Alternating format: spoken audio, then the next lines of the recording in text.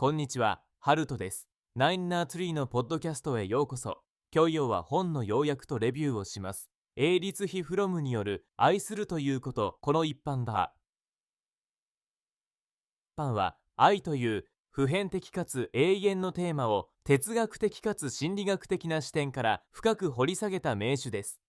本書は1956年に出版が発表されて以来、世界各国で読み継がれ、多くの人々の人生観や人間関係に大きな影響を与えてきました。フロムは、愛は単なる感情や衝動ではなく、成熟した人格と深い理解が必要な技術であると説きます。そのためには自己の成長、他者との人の共感、社会とのつながりなど多面的な取り組みが欠かせないと強調します。特に家庭や職場までのコミュニケーションの在り方や現代社会における愛の衰多化を指摘しつつ、過尽に他者を愛することの意義を明示します。この心一般では、原著のエッセンスとメッセージが日本語でより親しみやすく、現代の読者にも噛むくように再構築されています。自己理解を深めたい方や、より良い人間関係を築きたい方には、けれどの一冊です。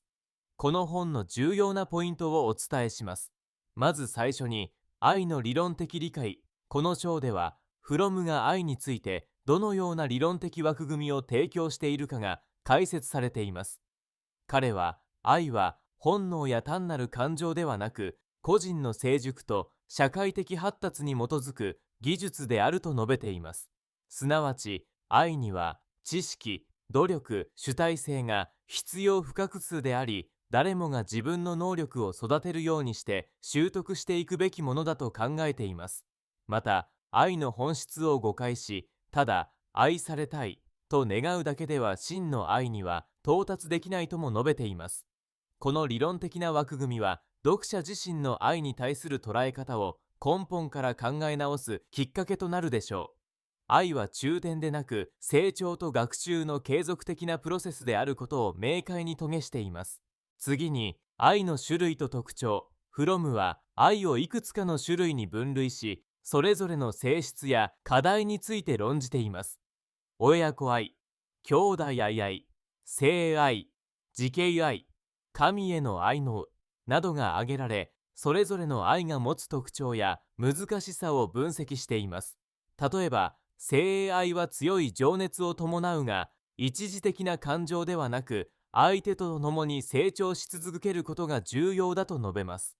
また、自己愛は自己中心的なものではなく、真に他者を愛するための土台として健全さが求められると論じます。こうした分類を通して、愛が持つ多様性と普遍性を理解できます。どの種類の愛も自己の内面と向き合うことなくしては成立しないとするフロムの主張が示されます。さらに、愛の習得と実験。フロムは愛を技術として捉え、それを高めるためには覚えまない練習と努力、自己観察が必要と説きます。ただ、相手に期待するのではなく、自分が主体的に学び行動することが大切だと教えます。具体的には、集中力、自立行、信頼、謙虚さなどの自治を読まうことが必要だとしています。また、現代社会で使われつつある一対一の真摯な対話と覚えまない自己制作の重要性を強調しています。こうしたプロセスを経て、初めて他者への深い共感と理解、本物の愛が育まれることを丁寧に解説しています。読者にとっては、自分自身と向き合いながら愛を磨くための指南書となる内容です。そして、現代社会と愛の危機。本書では、現代社会がもたらす愛の喪失やシーバ化が問題視されています。フロムは、消費主義や利益主義が強まり、自分自身の利益だけに関心を持つ風潮が愛の事件を阻害していると分析します。特に人間関係の表面的なつながりが増え、真剣な対話や思いやりが最義になっている現状を挙げています。この社会的背景の中で本当の意味での愛を取り戻すにはどうすればよいのか、責任や献身という観点から個人と社会の関係性を再考することの大切さを論じています。読者は現代人特有の孤独や人間関係の困難さに直面した際、フロムの洞察が指針となるでしょう。最後に、愛と自己実現 from は愛を通じた自己の成長と自己実現の重要性も説いています。真に他者を愛し、共感し、理解することは自分自身の内面を豊かにし、人間としての成熟につながると論じます。愛は外部から与えられるものでなく、自分の内側から湧き上がり、自己のすべてを投じて実践されるべきものだとしています。これは、フロムの人間観や人生観にも通じており、読者にとっては生き方そのものを問い直すきっかけとなる内容です。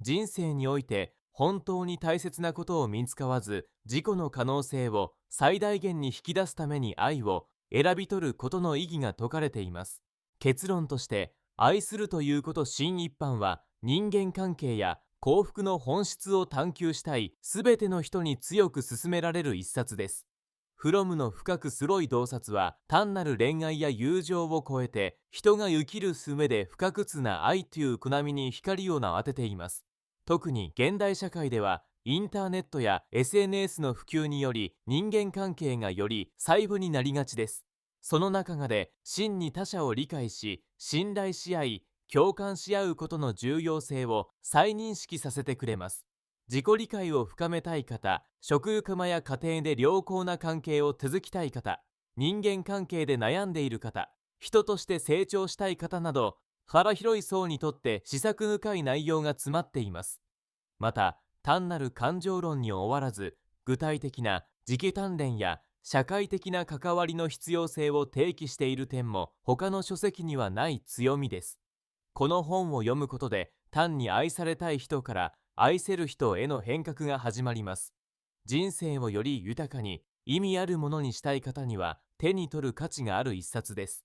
ご支援いただける場合は、営立費フロムポッドキャストの説明に記載した Amazon リンクから本を購入できます。ロゴの感想をぜひお聞かせください。それではまた。